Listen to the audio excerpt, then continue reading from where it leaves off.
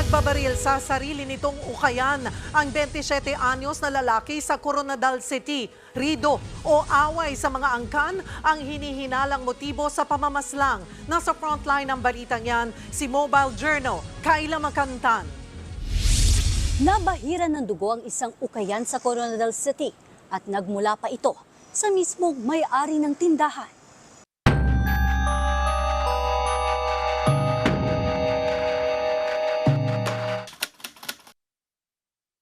Nagkalat ang dugo sa ukayang ito sa isang shopping center sa Upper Osmeña Street, Coronadal City.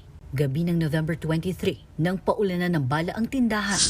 Dead on the spot ang 27 anyos na si Muhammad Usman Najib, na may-ari ng ukayan. Ayon sa Coronadal City Police Station, may hawak na silang CCTV footage kung saan dalawang lalaki ang itinuturong sa larin.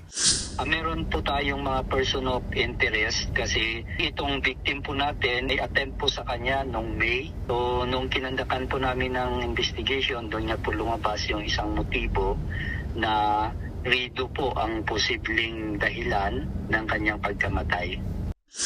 Naiuwi na sa Lanao del Norte ang labi ni Najib. Patuloy naman ang backtracking sa mga posibleng salarin sa pagpaslang sa kanya.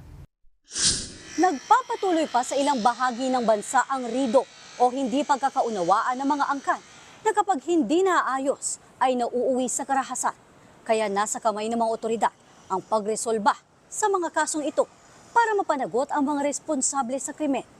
Nagbabalita mula sa Frontline, Mobile Journal, Kayla Makantan. Mga kapatid, Cheryl Cosim po, huwag maging huli at maging una sa lahat sa balitaan.